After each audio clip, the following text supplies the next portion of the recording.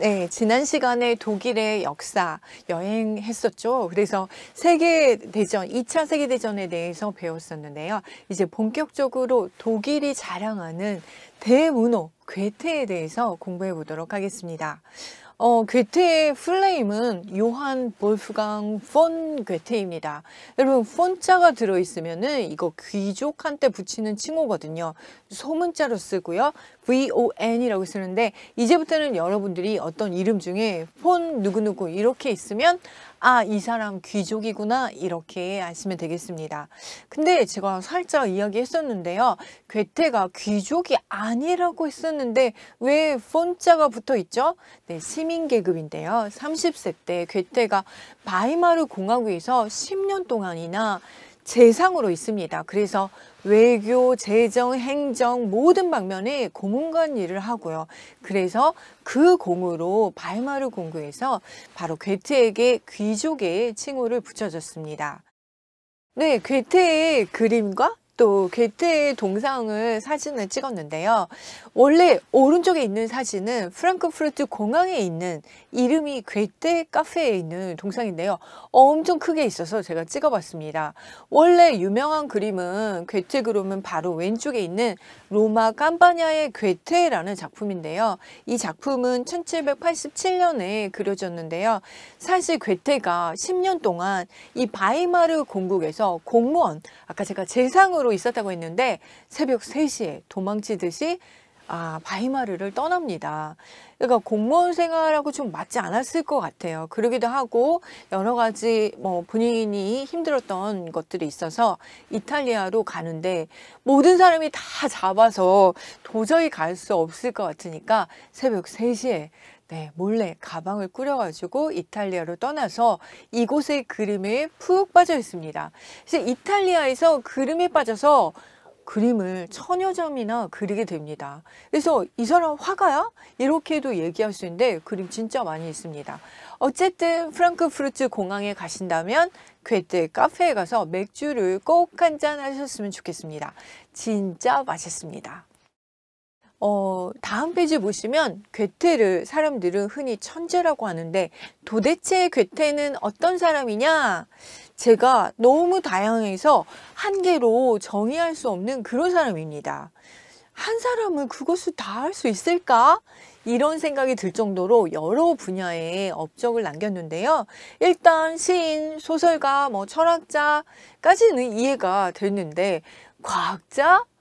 그분은 근데 과학자 중에서도 지질학, 고생물학, 광학, 해부학, 식물학 정말 이 업적을 빼놓을 수 없어요. 그러면 그냥 살짝 걸친 거 아니야? 라고 하겠지만 아닙니다. 특히 해부학이나 식물학 분야에서는 굉장한 업적을 이뤘는데요. 그래서 책도 나의 식물 연구사, 나의 식물의 변형론 이런 같은 책들을 냈습니다. 그리고 일본에서는 매년 괴테 자연과학 학회가 매년 열리고 있습니다. 또 우연히 준 돌멩이에서 광물학, 지질학을 이렇게 연구하기도 했습니다. 어쨌든 지금 분야가 지금까지만 한 것만도 굉장히 많은데 아직 다 안 끝났습니다. 제가 화가라고 냈고요. 건축 전문 서적도 출판합니다. 괴테는 건축은 역동적인 음악이라고 표현했고 독일 건축에 관하여 라는 책도 썼습니다. 특히 고딕 양식에 관심이 굉장히 많았고요. 이제 그러면 건축가, 과학자, 화가 이런 거 다 있는데 또 있습니다. 소설가. 그 작품도 진짜 너무너무 많은데 그 중에서 대표 작품만 보자면 25살에 썼어요. 젊은 베르테르의 슬픔 7주 만에 완성합니다. 그리고 비렐름 마이스터 파우스트 같은 작품이 있고요. 또 기행문으로 아까 바이마르 공국에서 이탈리아로 도망가듯 갔다고 했잖아요. 그래서 이탈리아 기행 되게 유명합니다. 또 프랑스 기행도 있고요. 시도 천여 편이 있고 이것이 번역돼서 우리나라에 번역된 시집도 있습니다. 희곡도 있고요. 자서전도 있습니다. 너무 많아서 제가 다 말할 수가 없습니다. 그런데 괴테하면 우리나라에서는 아마도 부모 교육으로 또 굉장히 유명할 거예요. 괴테 아버지, 어머니 교육으로 굉장히 유명합니다. 근데 괴테는 학교를 다니지 않았습니다. 학교 안 다니면 어떻게 했어요? 집에서 공부했습니다. 그래서 가정교육이 유명하고요. 학교를 안 다니, 나중에 이제 대학교는 갔는데 그때까지 집에서 공부했어요. 근데 나중에 자서전에서는 학교에 다니지 못한 걸 되게 후회한다고 쓰게 됐습니다. 그러면 엄마 아빠 교육이 얼마나 유별나고 독특하길래 라고 하실 수 있는데요. 괴테 어머니는 괴테한테 책을 읽어주면서 결론은 안 알려주는 거예요. 그러면 이제 너무 궁금해서 스스로 상상하기도 하고 이렇게 결론을 혼자서 키우고 만들기도 하는 그런 습관을 들이게 했습니다. 그리고 또 쓰기 습관을 들였고요. 제가 하나 에피소드를 이야기하자면 괴테가 한 번은 부모님이 나가셨다 집에 들어왔는데 피아노를 다 분해해 놓은 거야. 지금 좀 제가 설명해도 알겠지만 괴테 집안이 좀 살았습니다. 되게 잘 살았어요. 엄친아예요. 근데 피아노를 다 부셔 놓은 거예요. 다른 집 같으면 네, 피아노 왜 부셨냐 난리가 났을 거예요. 괴테 그날 밤 잠도 못 잤겠죠. 두드러 맞느라 한국에 있었으면 그랬을 텐데 독일에서 이 부모님 뭐라고 했냐면 왜 이걸 피아노를 부셨는지 물어봤어요. 왜 분해했냐. 근데 괴테가 소리가 어떻게 나는지 너무 궁금해서 피아노를 네, 분해해봤다 이렇게 이야기했는데 부모님이 그 얘기를 듣자마자 바로 나도 소리가 어떻게 나는지 되게 궁금했는데 같이 한번 보자 이렇게 말씀하시면서 같이 피아노를 뜯었다는 거예요. 한국에선 있을 수 없죠. 어쨌든 괴테한테 굉장한 관심과 호기심을 키우기 위해서 부모님 노력하셨고요. 아버님의 서재도 되게 유명합니다. 네, 지금 괴테 하우스에는 이 프랑크푸르트에 있는데 서재 2천여 권의 책이 소장돼 있습니다. 그러니까 아버지께서 아이가 궁금하다고 하면 모든 책들을 그냥 다 사주시고 같이 봤던 것 같습니다. 또 프랑크푸르트 이 괴테 하우스 여러 가지 악기들이 전시돼 있고요. 또 특이한 게 하나 있는데요. 할머니가 선물한 연극 상자예요. 제가 좀 산다고 이야기했지만 아이에게 연극 상자를 선물했고요. 그리고 괴테가 직접 대본을 쓰고 연출하고 그리고 공연을 해서 마을 사람들이 볼 수 있게 이렇게 했습니다. 어쨌든 창의력이 굉장히 풍부한 게 이런 것들을 부모님이나 또 조부모님께서 이렇게 해주신 것 같습니다. 이 집에서 괴테는 20여 년간을 살게 되는데요. 이때 젊은 베르트의 슬픔 그리고 파우스트를 시작하게 됩니다. 그래서 이 괴테하우스에는 원고가 전시되어 있습니다. 여러분도 느끼셨겠지만 괴테 진짜 사실 엄친아예요. 독일 완전 상류층이에요. 그래서 제가 아까 괴테하우스 얘기했는데 거기 가시면 와 너무 잘 사는 거 아니야? 방이 도대체 몇 개야? 이런 이야기를 할 거예요. 귀족은 아니지만 꽤 잘 사는 집이었어요. 어떻게 잘 살았냐? 아버지는 프랑크푸르트 왕실 고문, 법률 고문관이었고 그래서 그 당시에 제가 시민계급인데 귀족은 아니고 올라갈 수 있는 최고 자리가 법률가거든요. 그래서 아버지 법률가였고 어머니는 프랑크푸르트 시장의 딸이었습니다. 아버지는 괴테가 자신처럼 법학을 공부해서 변호사가 되길 희망했는데요. 근데 사실 괴테는 너무나 호기심이 많고 다양한 분야에 관심이 많았습니다. 본인이랑 잘 맞지 않았을 것 같아요. 어쨌든 시민계급의 사람이 올라갈 수 있는 최고 자리 법률가가 되기 위해서 대학에 가기는 합니다. 그러면 어렸을 때는 어떤 공부를 했는지 한번 볼게요. 어릴 때는 사교육으로 제가 이제 집에 가정교사들을 들여서 공부를 시켰는데요. 예술교육 그리고 교양 수업했고요. 외국어 공부를 했는데 10세 이전에 벌써 5개 국어를 능수능란하게 구사할 수 있도록 가르쳤습니다. 그리고 70이 넘어서는 그러니까 이거는 가르친다고 되는 게 아니라 괴테가 공부하려는 욕심이 되게 많았던 것 같아요. 70이 넘어서는 아랍어를 배워서 아랍어 책을 냅니다. 도대체 이분은 몸이 몇 개인지 모르겠어요. 굉장히 많은 일들을 합니다. 정치인으로서도 또 관료로서도 오랜 공직 생활도 했고 정말 끝없는 호기심과 열정, 지식에 대한 이런 것들이 되게 많았는데 이분한테 정말 특이한 점이 하나 있습니다. 그것은 바로 괴테는 사랑꾼이다. 이거를 지금부터 살펴보도록 하겠습니다. 네, 독일 사람들은 괴테를 정말 독일인의 자부심 이렇게 부르고 있는데요. 프랑크푸르트에는 괴테 이름을 딴 대학이 있습니다. 이 대학은 원래 주립대학이었거든요. 근데 100주년, 괴테가 태어난 지 100주년을 기념하기 위해서 이름을 요한 몰프강 괴테 대학교로 이름을 바꿨습니다. 사회과학 쪽에서 굉장히 유명한 대학이고요. 그런데 이제 줄여서 괴테 대학교라고도 부릅니다. 노벨상 수상자만 20명이 나온 이런 대학입니다. 2012년에는 세계 대학 중에서 10위권에도 들었지만 지금은 상당히 밀려 있어서 200위권 바깥쪽으로 밀려났습니다. 어쨌든 당시 시작했을 때는 굉장히 인기가 있었던 그런 대학입니다. 독일 사람들은 세계대전 중에 막 괴테하우스로 몰려갔다고 해요.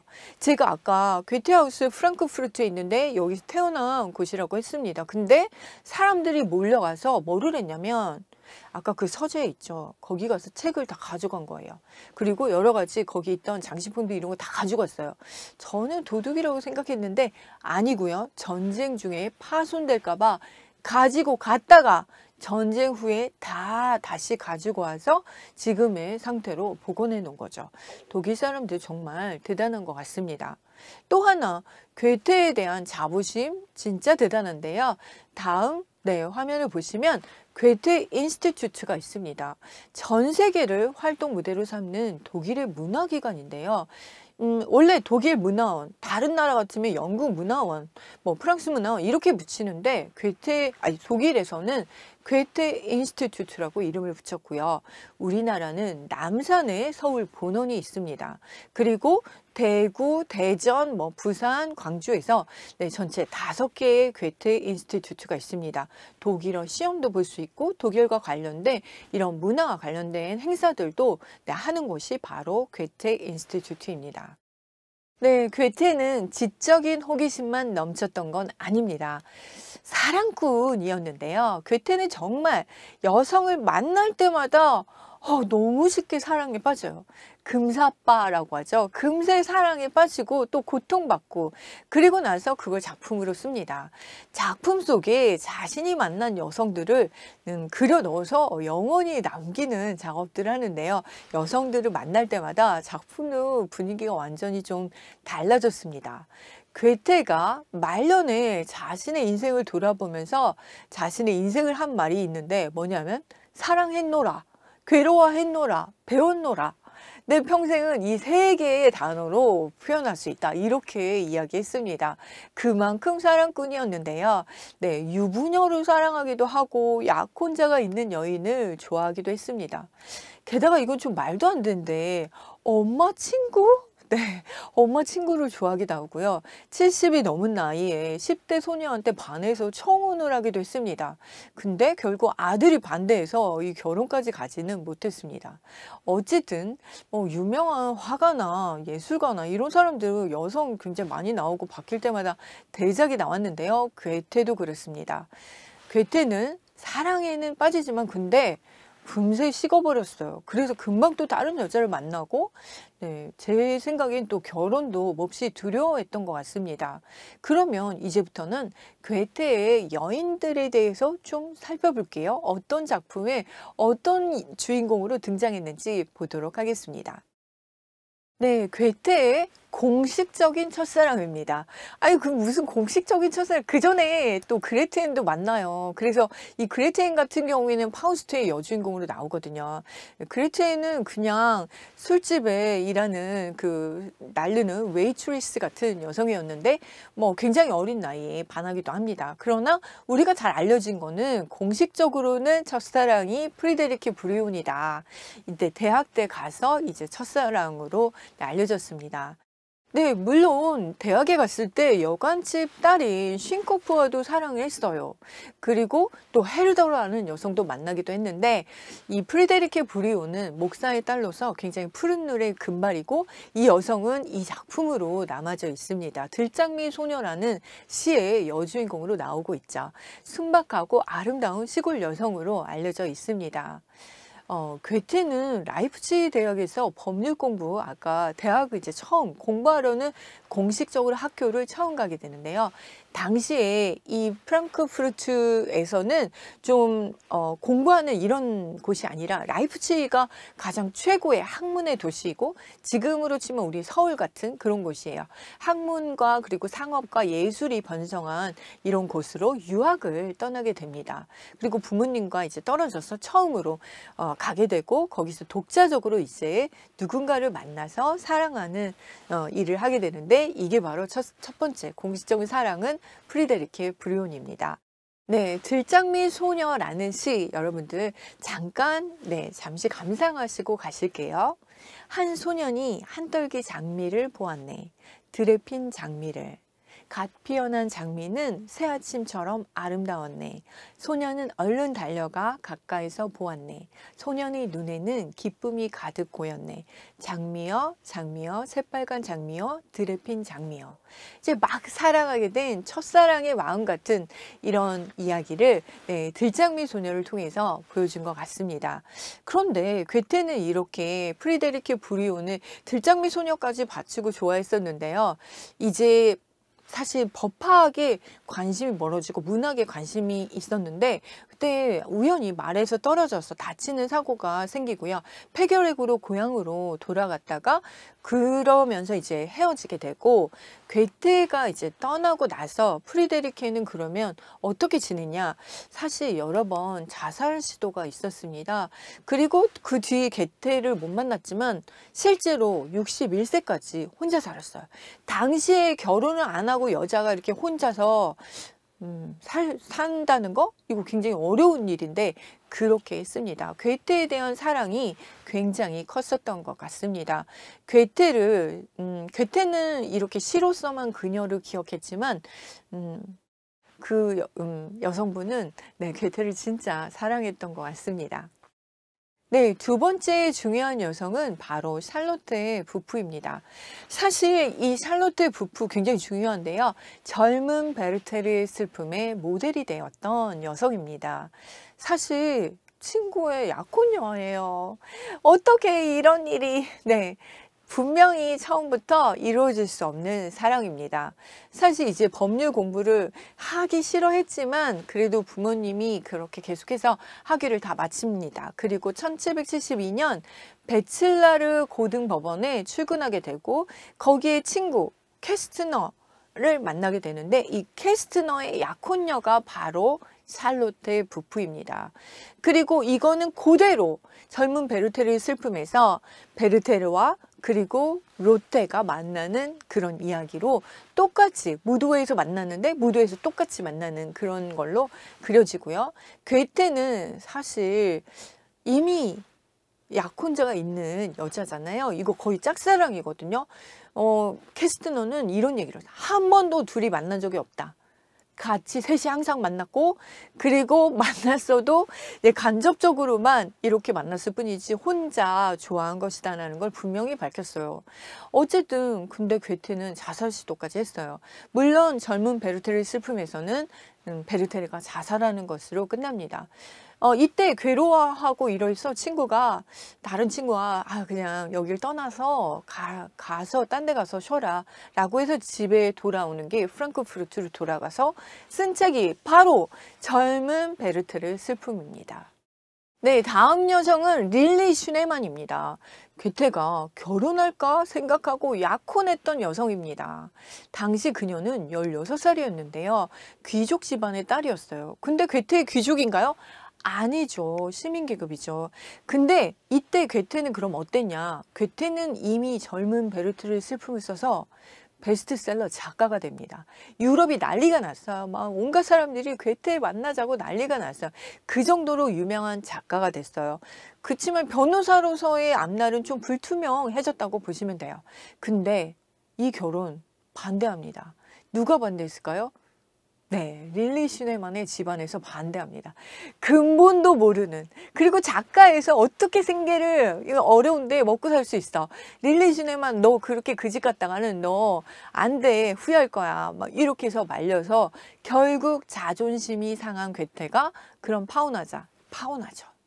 아마 릴리 슈네만 집안에서 지금 이 사실을 안다면 땅을 치고 후회했겠죠. 그리고 이제 또 한 분 중요한 여성이 있는데요. 샬롯테 폰슈타인입니다. 이 여성은 7살 연상의 유부녀, 게다가 아이가 7명이나 있고요. 괴테와는 어떤 사이냐? 정신적으로만 사랑했던 여인으로 알려져 있습니다.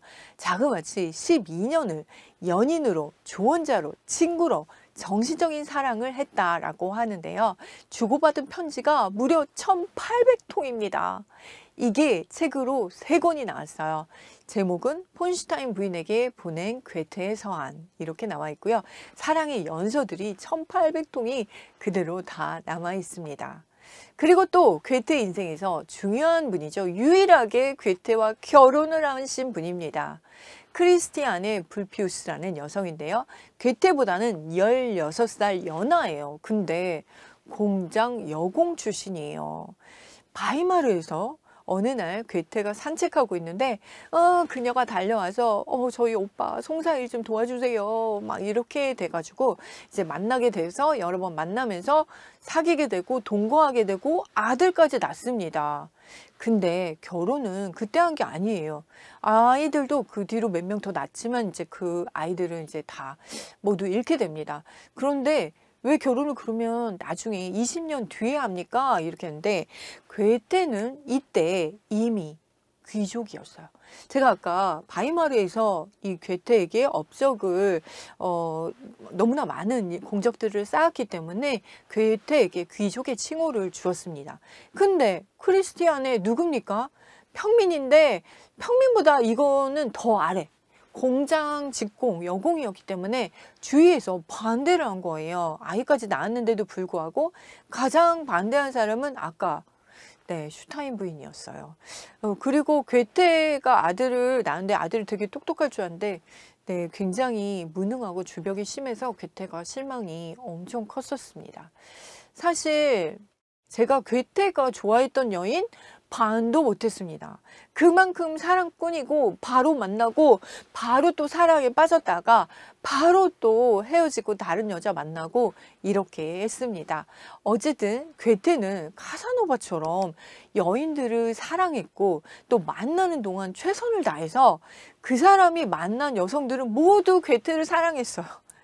괴테는 이 다하지 못한 사랑을 작품으로 승화시킨 것 같습니다. 작품을 통해 그녀들에게 찬사를 보내고 대작을 써낸 게 아닌가 이렇게 생각합니다. 이 여성들은 괴테에게 이 사랑이 바로 이 괴테에게는 창조의 원천이었다고 생각이 듭니다. 그러면 이제 본격적으로 조금 더 보도록 하겠습니다.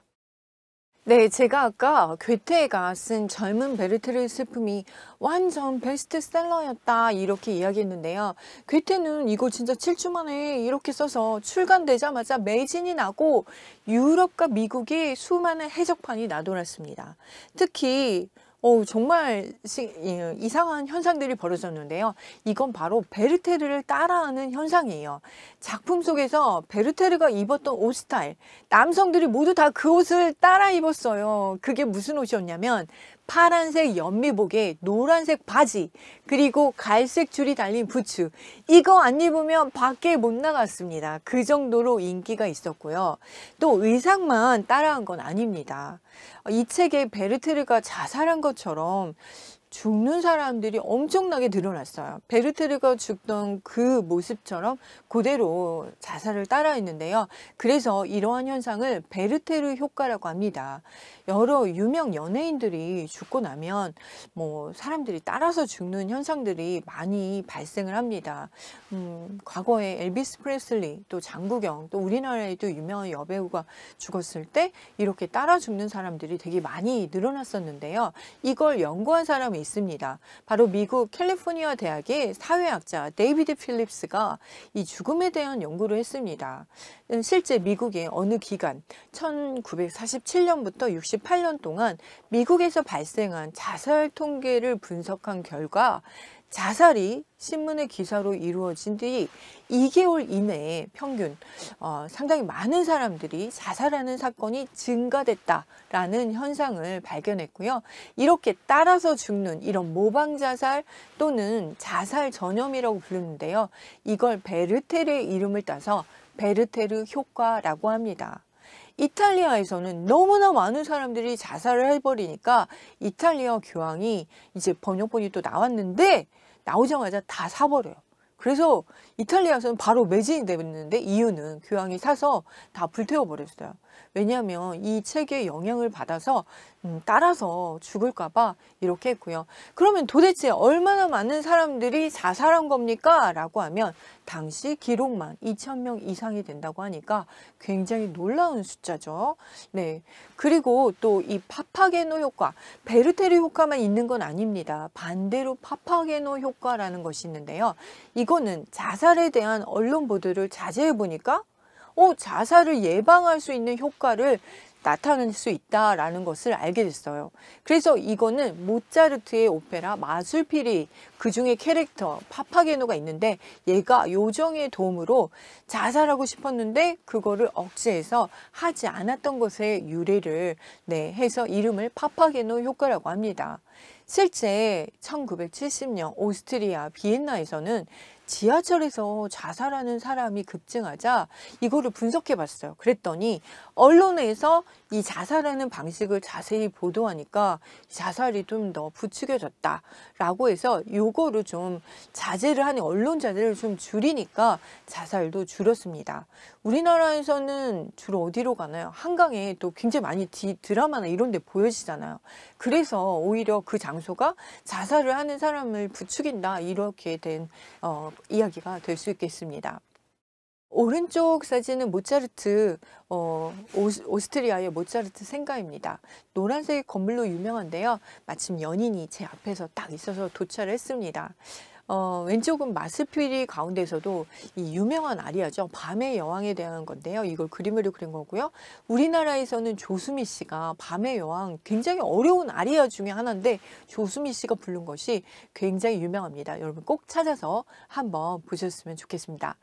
그러면 요번에는 그렇게 그런 효과 말고 정말 베르테르 열풍이라고 하는 피버, 베르터 피버라고 하는데 우리는 베르테르라고 하는데 이제 독일 사람을 베르터라고 하거든요. 그래서 이 베르테르 열풍에 대해서 좀 알아보도록 하겠습니다.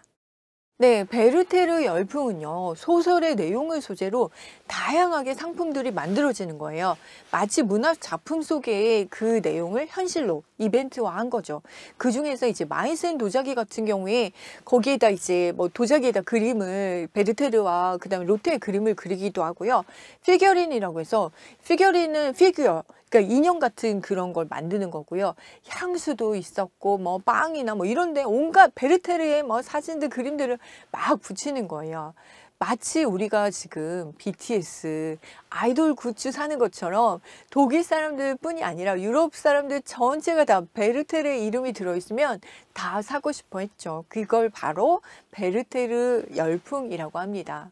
그 중에서 이 마이센 도자기 피겨린에 대해서 이야기해 볼게요.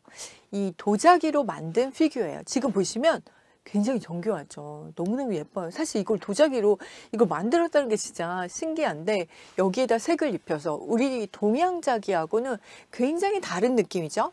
사실 이 피겨린이 왜 만들어졌냐면 프랑스 이런 궁정에서는 파티를 하는데 그 파티 테이블을 장식하는 걸 설탕으로 만들었어요. 근데 너무 어렵잖아요. 요리사가 요리하는 것보다 더 힘든 거 설탕으로 장식 만드는 거라고 했어요. 그래서 이제 피겨린이 이렇게 유럽 쪽에서는 만들어지게 된 것 같습니다. 그러니까 피겨린은 결혼식 할 때 이런데 또 신부 측이 해가는 것으로 유명하고요. 매우 정교하고 화려합니다. 독일의 그런 마이센 도자기가 그렇게 유명하냐? 제가 얘기하고 싶은 건요. 유럽은 당시 도자기를 만들지 못했습니다. 아니 그럼 밥은 어디다 먹습니까? 네, 녹그릇과 은그릇에 먹었어요. 그러면 도자기는 도대체 언제 만들어진 거죠? 유럽의 도자기는 동양에서 가져왔는데 처음에는 중국 자기들을 가져왔어요. 근데 중국이 쇄국 정책하면서 막아버리자 아니 그럼 비슷한 걸 가져와 해서 포르투갈 네덜란드 상인이 간 곳이 바로 일본입니다. 일본의 이마리 항구 쪽으로 가서 여기를 이제 이마리 도자기라고도 하고 아리따 도자기라고 하는데, 당시에 이 도자기를 가져가니까 유럽에서는 난리가 났어요. 너무 엄청난 보물이다. 그래서 당시에 도자기를 하얀 금이라고 불렀어요. 그렇게 귀한 것이었죠. 마이센 도자기는 사실 유럽에서 도자기를 처음 만든 곳입니다. 그 동양의 자기를 가져왔는데 금방 카피해서 만들었나 이렇게 생각하실 수 있지만 아닙니다. 이 마이센은 이 작센 지역에 있고요. 작센주의 드레스덴 바로 옆에 있어요.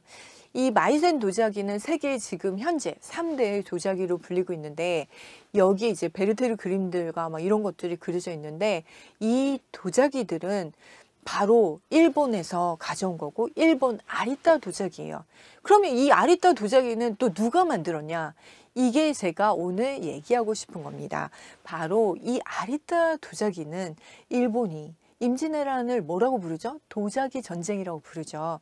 도자기가 일본에 없었습니다. 근데 우리나라 도자기를 보고 감탄하고 이거 다 훔쳐가고 도공들을 데려갔어요. 그때 일본으로 정유재한테 끌려간 사람이 바로 대전, 공주, 반포 출신의 한국인 도공 이삼평입니다. 제가 여러분에게 이삼평을 알려드리게 돼서 너무너무 감동적이에요. 지금 여러분들이 이걸 알았으면 좋겠어요. 이 아리따에 도착해서 정말 어렵게 일본의 도자기를 성공시킵니다. 이게 이제 아리따 도자기인데요. 이 아리따 도자기가 이제 독일로 넘어갔고, 독일에 누구냐? 바로 작센 왕국의 군주였던 아우구스트 2세가 이 도자기에 심취합니다. 그래서 우리도 직접 만들어라 했는데, 당시 그러면 만들 수 있는 장인이 누굽니까?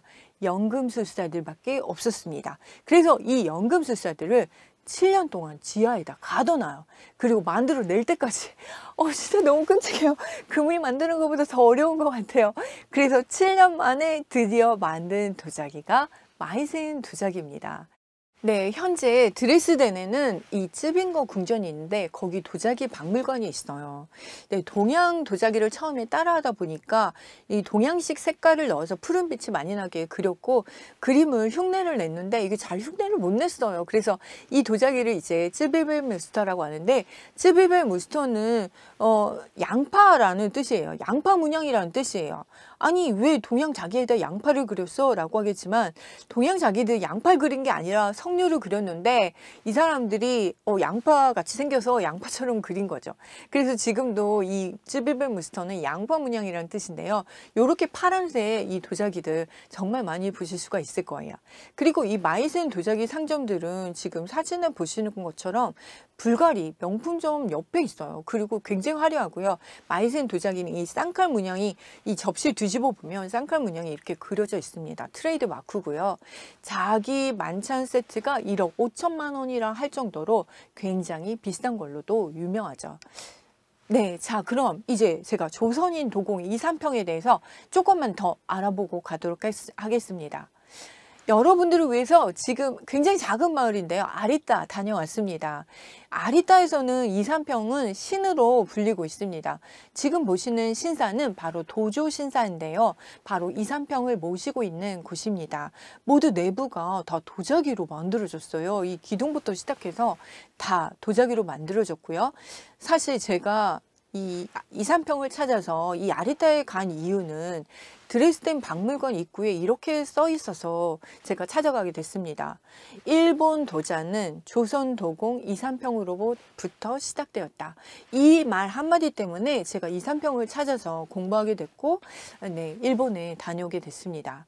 어떻게 한국 사람인 제가 이 도자기랑 이런 데 관심이 많으면서 우리나라 사람인 이삼평을 모르면 되겠습니까? 여러분도 네, 마이센도 물론 훌륭하지만 우리나라 문화들이 벌써 이렇게 전 세계로 전해져서 이렇게 된 것이라는 걸 여러분들이 알았으면 좋겠습니다.